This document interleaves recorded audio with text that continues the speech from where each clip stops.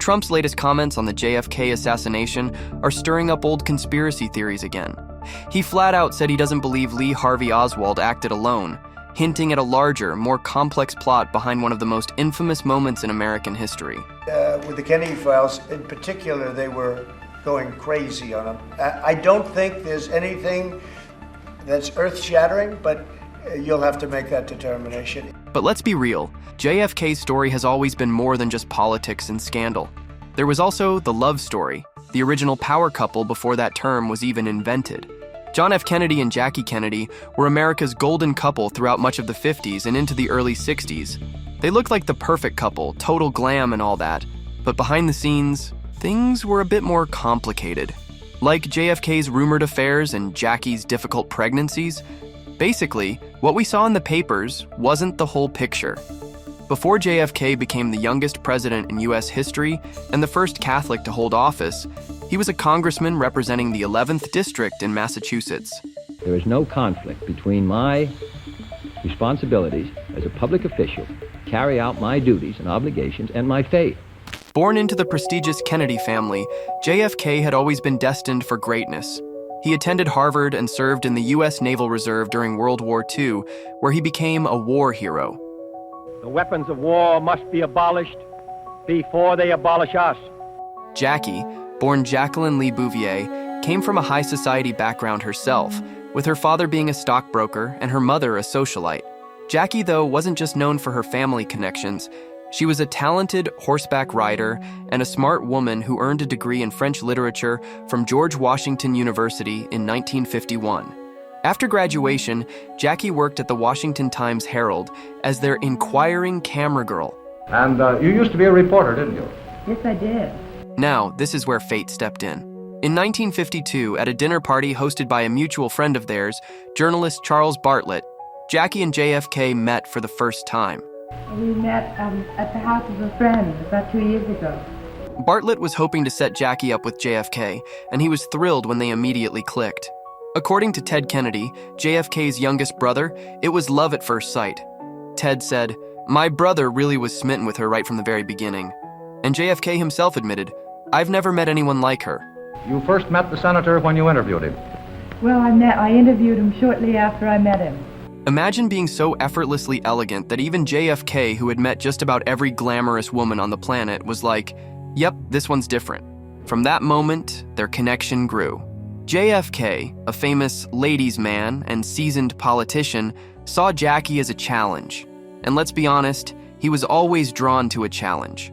Jackie, aware of JFK's reputation, knew their relationship might not be easy, but she thought the heartbreak might be worth it. In the end, she wasn't wrong. Within months of meeting, JFK and Jackie were officially courting, and by the summer of 1953, the two were engaged. Their wedding was nothing short of spectacular. On September 12, 1953, John and Jackie got married at St. Mary's Church in Newport, Rhode Island, with 600 guests at the ceremony and another 900 at the reception. Jackie looked stunning in an ivory silk gown by Anne Lowe with a pearl choker, a diamond bracelet from JFK, and a family heirloom veil. Afterward, the newlyweds celebrated at the Auchincloss Estate, Hammersmith Farm, with a huge wedding cake and a live orchestra, a wedding so grand it could have doubled as a state event. Honestly, Congress probably should have taken a recess for this. Well, have you opened all your wedding gifts? Well, I've opened quite a few of them, and I've sent them all to Washington. We just have a couple back here. John and Jackie were the picture-perfect couple, but like any relationship, it wasn't all roses. Just 2 years into their marriage in 1955, Jackie had to face a heartbreaking miscarriage. Then, in 1956, tragedy struck again when Jacqueline gave birth to a stillborn daughter named Arabella, while JFK was away on a yacht in the Mediterranean. Carly Simon, a longtime friend of Jackie's, later said, "His not being there for the birth of a child, his being off with a mistress while she was in the hospital. There are various things that he did that, by comparison to having a mistress, must have hurt more." In fact, according to J. Randy Taraborelli's book Jackie, Janet, and Lee, it was one of 2 times that Jackie thought about divorce. But her sister Lee Radziwill helped her through it, and the couple eventually went on to have their first child together, Caroline Kennedy, in November of 1957. Yes, I think it doesn't matter what else you do if you don't do that part well, if you fail your husband and your children. Jackie's letters to JFK during this time reflected both the highs and lows of their relationship. In one letter, she admitted, "You are an atypical husband, increasingly so in one way or another every year since we've been married, so you mustn't be surprised to have an atypical wife. Each of us would have been so lonely with the normal kind." Atypical husband is certainly one way to describe JFK. Jackie really had a talent for elegant understatement. Even though Jackie expressed frustration with their time apart due to JFK's political career, she was still deeply in love with him. As time went on, the Kennedys faced more challenges. In 1958, JFK was reportedly involved with a young woman named Diana DeVeg, a college student he met at a benefit dinner. DeVeg later claimed they had an affair, but it eventually fizzled out. This liaison, along with others during his presidency, added more strain to his already difficult relationship with Jackie. In 1960, JFK launched his campaign for president, and Jackie found out she was pregnant again.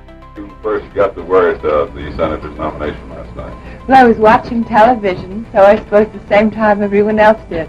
Due to medical reasons, Jacqueline had to stay home during the campaign, but she still played an active role. From home, she answered letters, gave interviews, and even wrote a weekly column called Campaign Wife. Is your baby due before Inauguration Day? When's Inauguration Day? JFK's efforts were successful, and by January 1961, the Kennedys were moving into the White House as the first family. What changes, if any, have you made in the White House since you moved in? I really haven't made many, Mr. Van Oka, because one can't. It doesn't belong to anyone but to everyone in this country.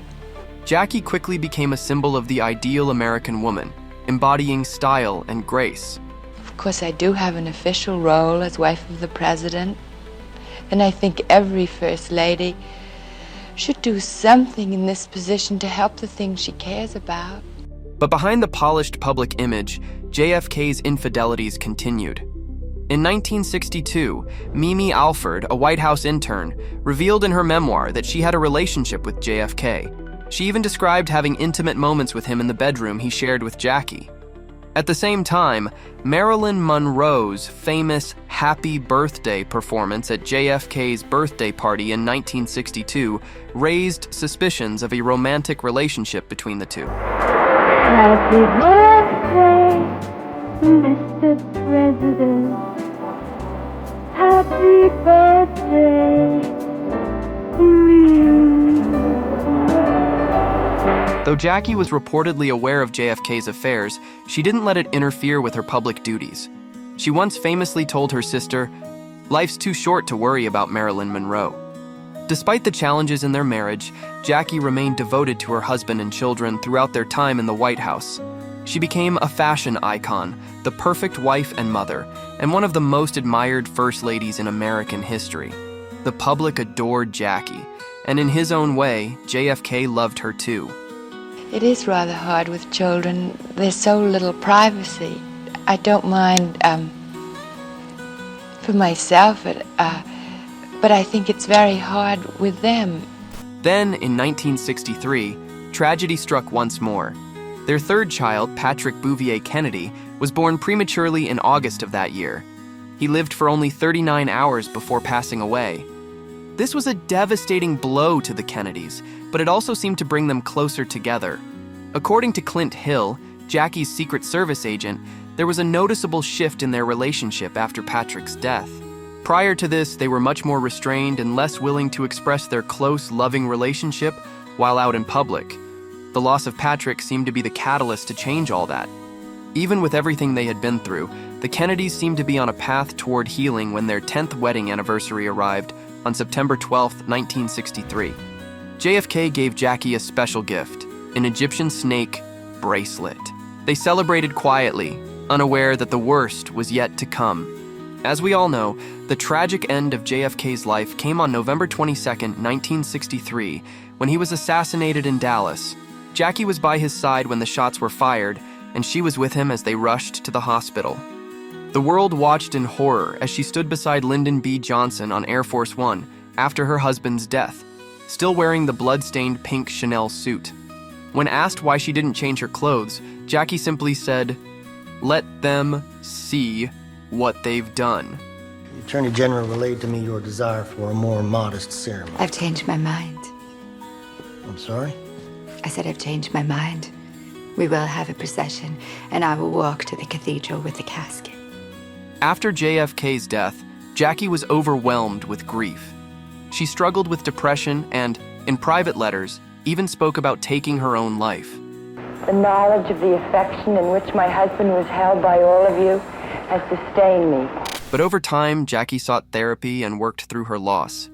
In 1968, she remarried Aristotle Onassis, but her love for JFK never truly faded. Jackie lived on until 1994, when she passed away from lymphoma. Their story, full of triumphs and tragedies, remains one of the most talked about in American history. But it raises a question. Was it true love? Do you think it was right for Jackie to forgive JFK? Or should she have walked away from the marriage? Drop your thoughts in the comments below. Don't forget to subscribe and click that notification bell for more celebrity stories.